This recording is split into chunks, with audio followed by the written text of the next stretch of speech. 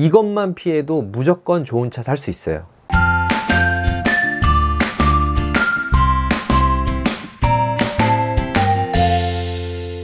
안녕하세요, 제가 바로 이창입니다. 오늘도 영상을 보러 와주셔서 감사합니다. 오늘은 중고차를 사실 때 이것만, 제가 말씀드린 이것만 피하시고 구매를 하시면 그래도 중고차를 사서 후회할 일은 없다고 생각을 하고요. 물론 이미 많은 분들이 다들 아실 거예요. 하지만 내가 첫 차로 구매를 하는데 그래도 중고차로 구매를 하시는 분들이 많잖아요. 그런 분들을 위해서 어떤 차가 좋은 차인지 모르겠다라고 하신 분들을 위해서 만든 거고요. 저의 생각도 말씀을 드리면서 시작을 하도록 하겠습니다. 네, 그러면 절대 사면 안 되는 중고차 첫 번째는 바로 성능 기록부랑 보험 이력이 미등재된 차량이 있어요. 가끔가다 SK 엔카를 보시면 성능 기록부는 있는데 보험 이력이 없다던가, 보험 이력은 있는데 성능 기록부가 없다던가, 아니면 둘 다 없거나, 그런 거는 진짜 딱 들어가시고 나서 보지도 말고 그냥 나오시면 돼요. 제가 이렇게 말씀을 드린다고 해서 이게 둘 다 있어서 무조건 사야 되냐, 그런 것도 아니에요. SK 엔카의 성능 기록부는 반 정도만 믿으시면 돼요. 정말 내가 그 차량이 마음에 든다 싶으시면 그 딜러한테 연락을 해서 성능 기록부에 원본을 달라거나 그렇게 말씀을 하셔야 됩니다. 성능 기록부에 나온 거를 다 믿으시면 안 되겠지만 그래도 성능 기록부랑 보험 이력이 있어야 첫 번째 단계를 통과했다고 보시면 돼요. 그 다음으로 보험 이력을 보실 수 있을 텐데 내차 피해도 있고요, 타차 가해도 있어요. 뭐 내차 피해, 타차 가해 가릴 거 없이 국산차 기준으로 70만원 아래거나 아니면 외제차 기준으로 200만원 아래는 진짜 별거 아닌 사고예요. 그 정도 금액은 솔직히 신경 쓰시지 않으셔도 되고요. 오히려 그런 게 개꿀이죠. 중고차는 감가는 더 되는데 오히려 차량 자체는 수리가 돼서 더 좋다고 볼 수도 있으니까 그 정도 금액대는 별로 신경을 안 쓰셔도 되고요. 그리고 사고가 난 날짜가 내가 이 차량을 본 날로부터 별로 안 됐다라고 하시면은 구매를 안 하시는 걸 추천을 드릴게요. 예를 들어서 오늘이 2020년 8월 1일인데 SK 엔카의 사고 이력을 보니까 6월이다 하면 2달밖에 안 됐잖아요. 그런 거는 조금은 피하시는 게 좋아요. 사고 나서 바로 팔았다는 거니까 저는 그런 거는 별로 믿음이 안 가고요. 다음으로 절대 사면 안 되는 중고차 두 번째는요, 튜닝이 된 거. 튜닝된 차는 구매를 안 하시는 걸 추천을 드릴게요. 예를 들어서 편의사항 때문에 사제 내비게이션을 달았다거나 아니면 전동 트렁크를 달았다거나 이런 거는 오히려 더 좋다고 볼 수 있는데, 제가 말하는 튜닝은요, 그 차의 성능을 바꿀 수 있는 튜닝 같은 거예요. 예를 들어서 배기나 흡기 아니면 휠은 왜냐, 원래 있는 자동차보다 더 큰 휠을 쓰게 되면 사륜 같은 경우는 디퍼런셜 기어도 바꿔야 되고 휠이 커지다 보니까 그만큼 성능이 안 좋고, 성능이 안 좋으면 그 성능을 또 내려고 매핑을 하신단 말이에요. 그렇게 자동차의 성능을 바꿀 수 있는 튜닝은 웬만하면 안 하는 게 좋아요. 물론 뭐 브레이크 튜닝 이런 거 다 좋아요. 하지만 그 브레이크가 어디 건지 확실히 알아야 돼요. 예를 들어 브렘보의 포피스톤 브레이크다 그러면 진짜 개꿀이죠, 중고차로 구매를 하시는 입장에서는. 근데 여기서 문제는 뭐냐면, 애초에 여러분들이 아시는 그런 비싼 튜닝 용품으로 떡칠을 해놓은 차 같은 경우는요, 중고시장에 나오지 않아요. 그렇게 튜닝을 하시는 분들은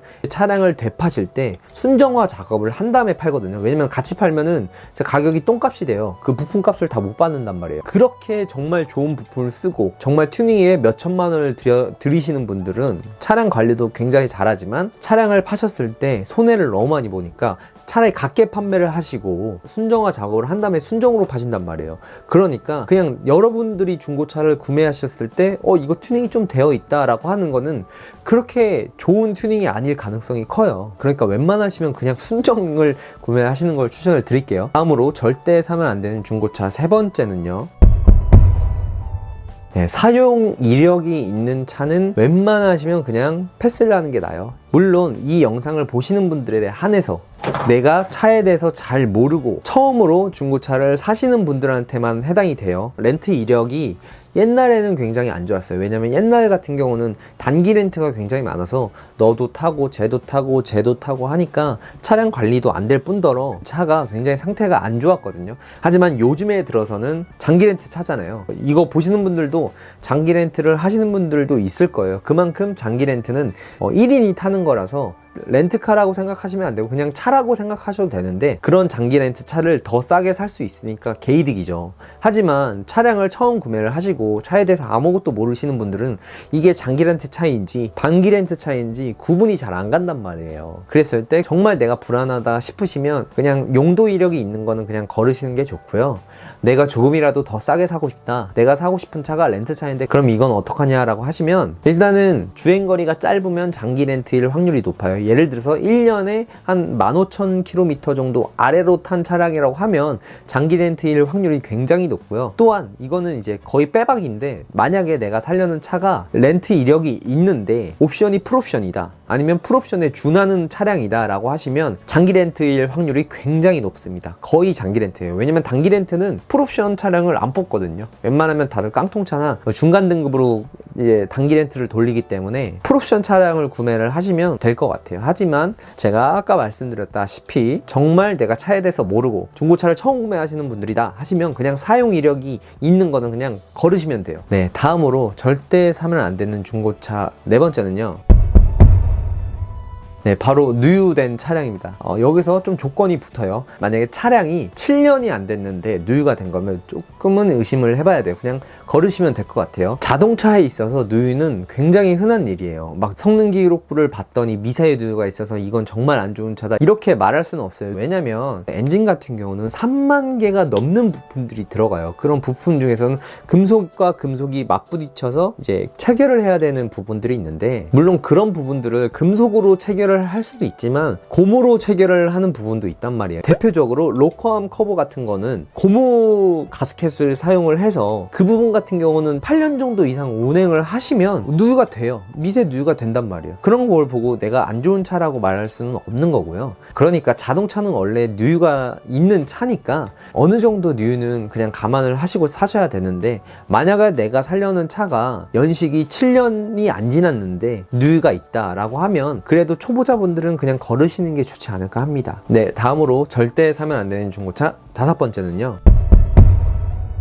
명의 변경이 3회 이상 된 거. 중고차에 차를 팔게 되면 딜러가 매입을 해요. 그럼 그 딜러는 위탁 판매가 아닌 이상 상사 명의로 또 변경을 해요. 그렇게 명의 변경이 3회 이상이 된다고 하면 적어도 2사람 이상을 거친 차인데, 저는 웬만하면 추천을 드리지 않습니다. 내가 타는 운행 스타일이 있는데 내가 이걸 중고로 팔았을 때 다음 사람은 내 운행 스타일과 다를 수 있잖아요. 그렇게 했을 때 관리도 뭐 똑같지 않을 뿐더러 사람이 거쳐가면 거쳐갈수록 관리가 안 된 차라고 생각을 하시면 편하고요. 그래서 명의 변경 횟수가 3회 이상인 차들은 웬만하면 거리시는 게 좋습니다. 네, 다음으로 절대 사면 안 되는 중고차 여섯 번째는요, 이거는 첫 번째랑 비슷한 건데 자차 보험이 안 돼 있는 거. 첫 번째에서 성능 기록부랑 보험 이력이 있다고 했잖아요. 근데 보험 이력에서 보시면 정보 제공 불가능 기간이라고 있어요. 그 기간은 뭐냐면 자차 보험이 안 들어있던 거예요. 자차 보험. 자차 보험이 안 들어있고 그냥 책임 보험만 들고 차량을 운행했다라는 뜻이고요. 이거 같은 경우는 보험 이력에 나오지 않으니까 이게 있다고 하시면 그냥 구매를 안 하신 게 좋아요. 이때 사고가 나는지 제가 어떻게 알아요? 이거는 몰라요. 그냥 초보자분들은 그냥 걸으시는 게 좋습니다. 다음으로 절대 사면 안 되는 중고차 일곱 번째는요, 이거 같은 경우는 그냥 저 개인적인 생각이고요. 저는 제가 중고차를 구매할 땐 이렇다는 거니까 이거는 그냥 흘려 들으셔도 돼요. 하지만 저는 구매할 때 이렇게 구매한다 라고 해서 말씀을 드리는 거고, 내가 구매를 하려는 그 딜러의 이력이 뒤죽박죽인 경우가 있어요. 이게 무슨 말이냐면, 내가 구매를 하는 차는 현대차인데 그 사람이 BMW도 팔고 벤츠도 팔고 막 푸조도 팔고 이런 여러 가지 브랜드를 다 판다고 하면 저는 웬만하면 안 사는 편이에요. 저는 뭘 선호하냐면요, 내가 만약에 현대차를 사면 현대 기아 차만 주로 이제 판매 이력이 있다든지, 아니면 내가 BMW 차를 살려는데 그 딜러가 딱 이력을 보니까 다 BMW, 아니면 간혹가다 있을 수 있겠죠, 다른 차들이. 하지만 주로 BMW를 판매를 했던 딜러, 아니면 내가 벤츠를 샀을 때 주로 벤츠를 파는 딜러라고 하면 저는 좀 더 믿음이 가더라고요. 실제로 딜러들이 매입을 할 때 자신들이 가장 많이 팔고 좀 자신 있는 브랜드가 있어요. 벤츠를 주로 하시는 분들은 아무래도 벤츠에 대해서 그런 성능이나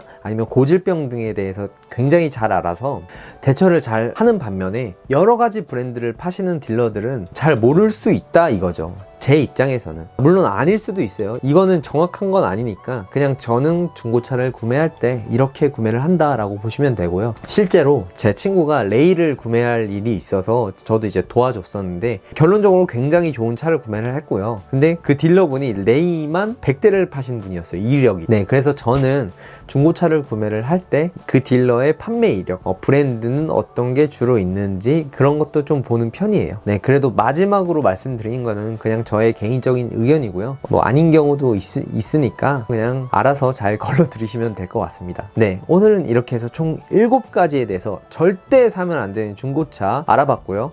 이 7가지만 피하시면 내가 차량에 대해서 아무것도 모르고 중고차를 처음 구매한다고 하더라도 그래도 실패할 확률은 크지 않다고 말씀을 드리고 싶어요. 오늘은 차린이를 위해서 만든 영상이니만큼 도움이 되셨다면 구독과 좋아요를 눌러줬으면 좋겠고요.